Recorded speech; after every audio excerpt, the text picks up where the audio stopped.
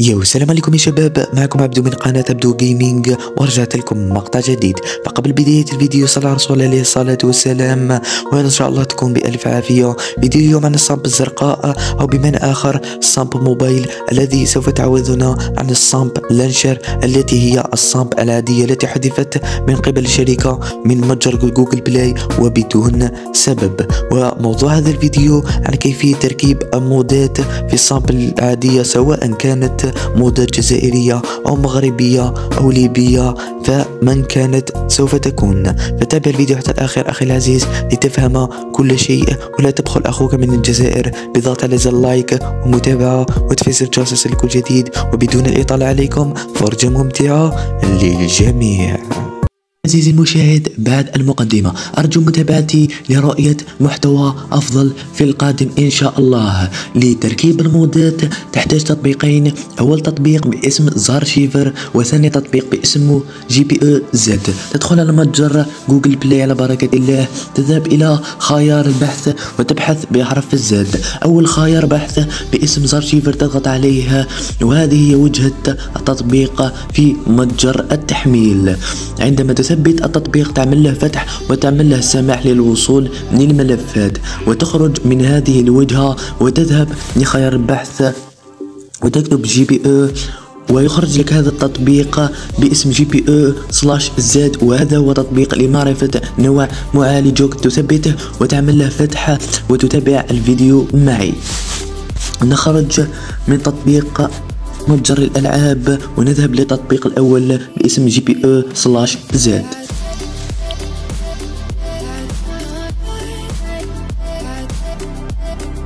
هذه هي وجهة التطبيق من الداخل، وين أنا أضغط عدة مرات هناك تجد نوع معالجك، يتجده مالي أو أدرينو أو باور. نخرج من التطبيق الأول. سوف تحمل الصامب الجديدة التي سوف أتركها لك تحت في الوصف. عند تحميلها سوف تجدها فوق الشاشة، أو سوف تجدها في معزز الألعاب الخاص بهاتفك.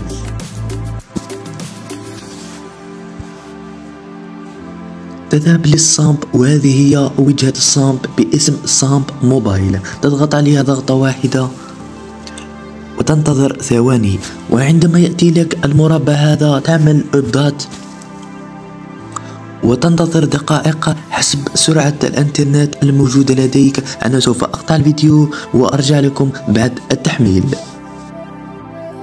بعد ما قربت تحمل عدت إليكم من جديد، وسوف ننتظر بعد الثواني معا لتأتينا وجهة أخرى لنشرحها مع بعض.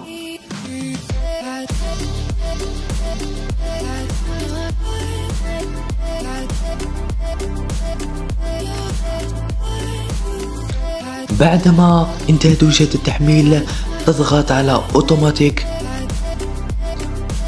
وتضغط على تثبيت، وتنتظر بضع ثواني لتثبيت الصامب الجديدة، وتعمل لها فتح.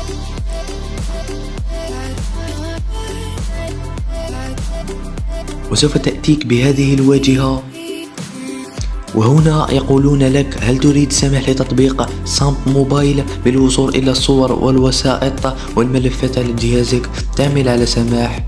وهنا يقولون لك: هل تسمح لصامب موبايل بتسجيل الصوت؟ تعمل على سماح. وسوف تأتي لك هذه الواجهة أبديت، معناتها تعمل الملف الأصلي للعبة بدون مودات. ونو، إذا كنت مركب مود تعمل على نو. وسوف تأتي هذه الواجهة تعمل على نو ثانكس. ونحن داخلين داخل اللعبة، وهذه هي واجهتها. سوف نشرح الإعدادات بأبسط شرح. نذهب على أيقونة الإعدادات الموجودة من جهة اليسار من أسفل الشاشة. أول إعدادات سيستم كيبورد، اللي هي لوحة المفاتيح. عندما تكون غير مفعلة سوف تأتيك لوحة المفاتيح الخاصة بجوجل أو الخاصة بهاتفك، وعندما تقوم بتفعيلها سوف تأتيك لوحة المفاتيح الخاصة بهذه اللعبة. ولوحة المفاتيح الخاصة بهذه اللعبة رديئة وسيئة، يعني نقوم بإلغاء تفعيلها. فاست كونتاكت معناتها الدخول السريع للسيرفر وبدون مشاكل، هذا خيار ممتاز جدا نقوم بتفعيله. فواك شات معناتها أو معناه عفوا المايك ما معناه يمكنك التحدث مع الأشخاص وسماعهم عند التحدث إليك، يعني الخيار جيد نقوم بتفعيله. ديسبلاي FPS يظهر لك سرعة اللعبة في كل مكان وفي كل زمان من جهة اليسار تحت الخريطة أو تحت الماب. نفعله. تيم ستامب هذا الخيار لا يهم، يعطي لك كل دقيقة وكل ثانية الوقت الذي يرسل فيه رسالة في الشات العام وغيرها مهمة. كليو أو AML هذه عندما تفعلها كما فعلتها أنا الآن، وعندما تدخل اللعبة وإنك عامل لكليو أو بمعنى آخر قائمة الغش، تضغط بإصبعك فوق شاشة الهاتف من فوق الشاشة إلى تحت وسوف تظهر معك قائمة الغش. موديفي جيم فيل هذه للمودات ولإظهار العالم عند تركيب المود، تعمل تفعيل وتعمل أوكي، أو بمعنى آخر لاشتغال المود بشكل جيد أو متوسط تعمل أوكي. FPS ليميتي عدد الفريمات هنا أصدقائي تشتغل حسب دعم هاتفك لفريمات، يعني هاتفك عندما يتم 30 فريم وأنت عملت 120 فريم سوف تبقى 30 فريم لا تزيد، لكنها تنقص عندما ما يكون المكان فيه لاج. أنا هاتفي يدعم 60 فريم أعملها 60 فريم. وهذا شات سترينج معناته أو معناها حجم الشاط داخل اللعبة، إذا كان 10 سوف يأتيك الشاط كبير ويغطي لك جميع الشاشة، وإذا عملتها 5 سوف يأتي الشاط صغير. وهذا هو الشرح البسيط على إعدادات الصامب. وهذه الأيقونة البيضاء هنا تعمل IP الخاص بسيرفرك أو بالسيرفر الذي تلعب فيه عند عمل أو عند النقر على السيرفر، وهنا تقوم IP الخاص بالهوست أو بمعنى آخر IP الخاص بالسيرفر.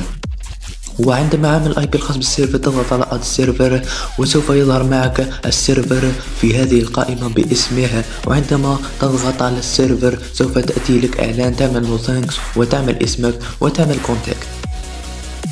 نخرج من التطبيق وندخل لتطبيق زارشيفر لنريكم كيفية تركيب مود في هذه الصامب الجديدة. ندخل على التطبيق على بركة الله. إذ ثبت أي مود أو أي شيء سوف يظهر معك في ملف التثبيتات باسمه باللغة العربية ملف تثبيتات، وباللغة الفرنسية الداونلود، وسوف يأتي لك في الخيار الثالث أو في الخيار الخامس حسب الهواتف الأخرى. ندخل على الملف على بركة الله. أنا منزل مودي الخاص الذي عملت عليه فيديو، تجد رابط الفيديو تحت في الديسكريبشن، حمله إذا شئت. وإذا أنت عامل مود نفس الشيء ونفس الخطوات، تضغط على المود ضغطة واحدة فقط، أكرر تضغط على المود ضغطة واحدة وليست ضغطة مطولة. تذهب من الأفضلية إلى الخيار الثالث اللي هو استخراج إلى اسم الأرشيف، تضغط على الخيار مرة واحدة. هنا أنا عامل استخراج للمود من قبل، تعمل على تطبيق على جميع الملفات وعلى استبدال. وهنا تأتيك عمل كلمة المرور، وهناك مودات بدون كلمة المرور، يعني يتم استخراج المود مباشرة. وإذ كانت هنا كلمة مرور تقوم بعمل كلمة المرور. وهنا سوف أقطع الفيديو لأتي بكلمة المرور لأني نسيتها عفوا، وسوف أرجع لكم.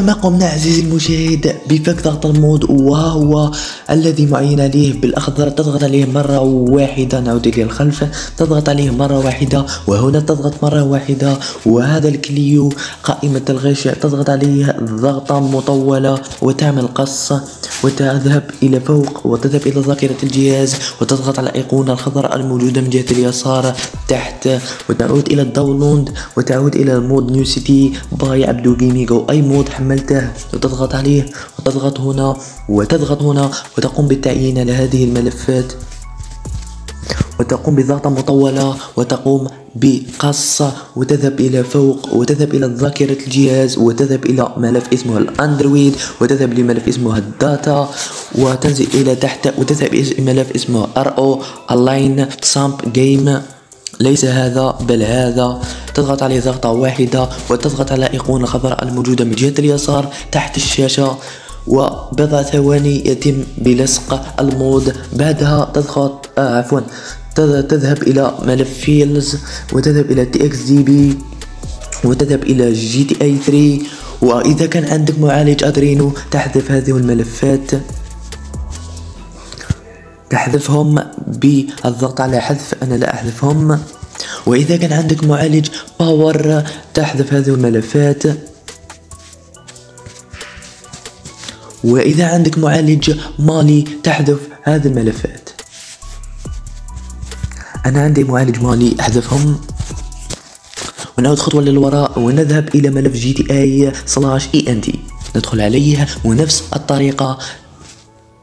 إذا كان عندك معالج أدرينو تحذف هذه الملفات، تعمل حذف. وإذا كان عندك معالج باور تحذف هذه الملفات. وإذا كان عندك معالج مالي تحذف هذه الملفات، تقوم بحذف. وتعود خطوة للوراء وتذهب لآخر خيار اللي هو TXD أو ملف TXD تدخل له. هذه ثلاث الأولين وهذه الاثنين الآخرين لا تحذفهم، وعند حذفهم لا يشتغل معك المود عزيزي المشاهد. إذا عندك معالج أدرينو تحذف هذه المعين عليهم بالأخضر. وإذا كان عندك معالج باور تحذف هذه. وإذا كان عندك معالج مالي تحذف هذه.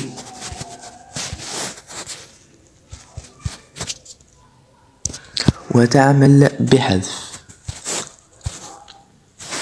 وهكذا عزيزي المشاهد سوف يشتغل معك المود. وإذا كنت في مود آخر من غير المود أني حيث أنا، اذهب لفيديو من نزلت المود وسوف تجد طريقة التركيب عند الشخص إن شاء الله.